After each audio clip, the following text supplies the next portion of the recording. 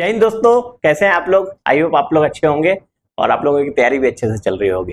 लेकिन देखिए, मैं आज जो डिस्कस करने वाला हूं वो आरपीएफ और जीआरपी के बारे में करने वाला हूं। आरपीएफ को बहुत सारे लोग जो है मीडिया में भी बहुत सारे देखेंगे कि आरपीएफ अगर किसी को पकड़ के कुछ किया है तो लिखेगा वो कि रेलवे पुलिस ने 5 आरोपियों को पकड़ा, जबकि आरपीएफ का मतलब आरपीएफ को लोग क्या सोचते हैं, आरपीएफ को बहुत सारे बोल देंगे रेलवे पुलिस फोर्स।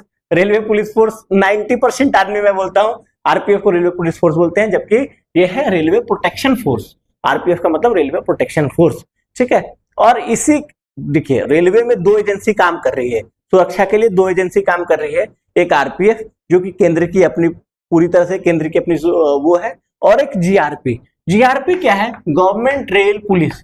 ये जो है ये स्टेट के रिप्रेजेंटेटिव है। स्टेट, जिस स्टेट में जहां जिस रेल स्टेट में जो रेल है, जो स्टेशन पड़ता है, उस स्टेट के रिप्रेजेंटेटिव है क्या है? जीआरपी। क्या हुआ है ना, जब संविधान का गठन हुआ और पावर्स का डिस्ट्रीब्यूशन हुआ तो पावर्स को 3 हिस्सों में बांटा गया। एक संघ सूची और एक दूसरा केंद्र सूची और तीसरा समवर्ती सूची। मतलब ऐसा पावर्स जो पूरी तरह से केंद्र के पास हो, ऐसा पावर जो पूरी तरह से राज्य के पास हो, या ऐसा पावर जो दोनों के पास हो, मतलब जिसमें दोनों का अधिकार हो, ठीक है। समवर्ती सूची आप लोग संविधान में पढ़े होंगे, संघ सूची में कितने आते हैं, राज्य सूची में कितने आते हैं, समवर्ती सूची में कितने आते हैं। मैं आपको संविधान पढ़ाने नहीं आया हूं, मैं सिर्फ आपको बेसिक बात बता रहा हूं कि जो अब बात आती है कि राज्य सूची में जो आता है लॉ एंड ऑर्डर आता है। लॉ एंड ऑर्डर जो है, लॉ एंड ऑर्डर मतलब लॉ एंड ऑर्डर का मैटर है जो वो अपना राज्य का मैटर होगा, ठीक है। तो लॉ एंड ऑर्डर का मैटर मतलब जो अगर सुरक्षा से संबंधित कोई बात होगा तो उसका जिम्मेदारी किसका? उस स्टेट की होगी,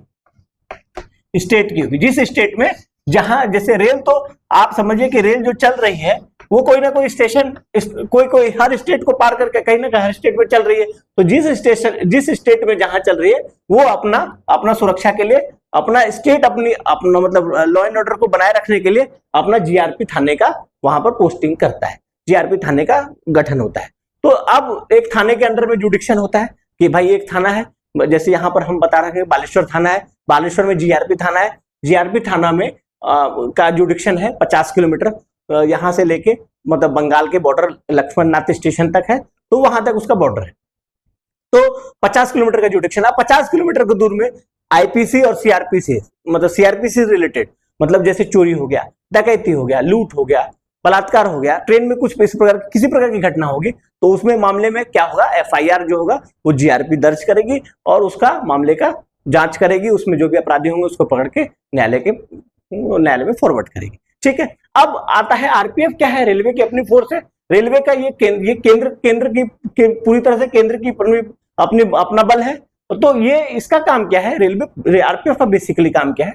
रेलवे की प्रॉपर्टी जो है, रेलवे प्रॉपर्टी की प्रोटेक्शन करना, रेलवे प्रॉपर्टी के लिए की सुरक्षा के लिए उसमें रिलेटेड, उसमें से अगर कोई उसमें रेलवे प्रॉपर्टी से संबंधित कोई अपराध अपराध में संलिप्त होता है अपराधी, तो उसको पकड़ने के लिए आरपीएफ अपना एफआईआर करती है, उसमें उसको पकड़ करके उसको फिर न्यायालय में प्रस्तुत करती है। और छोटे छोटे रेलवे एक्ट के तहत, जैसे कोई ट्रेन में स्मोकिंग कर रहा है, विदाउट टिकट है, जिसमें टीटी पकड़ के आरपीएफ को हैंडओवर करती है, या अलार्म चेन पुलिंग, एसीपी को चेन पुलिंग की घटनाएं होती है, या और भी छोटे छोटे, जैसे महिला डब्बा में कोई सफर कर रहा है, विकलांग में कोई सफर कर रहा है, उनको पकड़ के इस तरह के छोटे छोटे अपराध में आरपीएफ उसमें मामले दर्ज करती है और उसमें फॉरवर्ड करती है। लेकिन बेसिक जो आईपीसी और सीआरपीसी से क्राइम संबंधित है उसके लिए वो जीआरपी में एफआईआर होता है।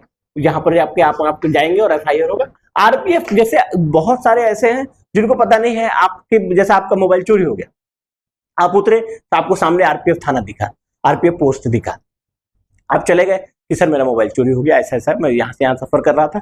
तो आरपीएफ क्या करेगी? आपको असिस्ट करेगी, आपको आरपीएफ लेके जाएगी जीआरपी में, वहां पर आपको एफआईआर दर्ज कराने में मदद करेगी, आपका सहयोग करेगी, आपको बोलेगी ठीक है चलिए आपको वहां पर एफआईआर जाके कराइएगा, ठीक है। मतलब आपका एफआईआर हमारे यहाँ मतलब आरपीएफ में दर्ज नहीं होगा। एफआईआर दर्ज कहाँ होगा?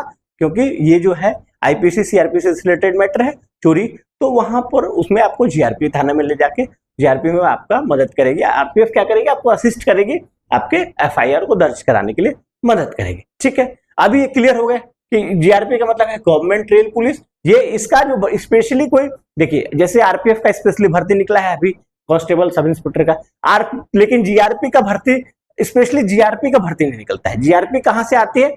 स्टेट का जो भर्ती होता है पुलिस का या सब इंस्पेक्टर का, वहां पर भर्ती होते हैं, उसी से कुछ आदमी जीआरपी में उनकी तैनाती होती है, फिर वापस कुछ आदमी जीआरपी से लोकल पुलिस के थाने में तैनाती हो जाती है। तो वो वही, मतलब दोनों एक ही सेम चीज है, बस वो अलग अलग जगह। जब वो बाहर के थाने में काम करती है तो वो लोकल पुलिस के कहलाती है, मतलब लोकल पुलिस कहलाती है। जब वो स्टेशन के प्रीमिसेस के अंदर में काम करती है तो वो जीआरपी कहलाती है, गवर्नमेंट रेल पुलिस कहलाती है।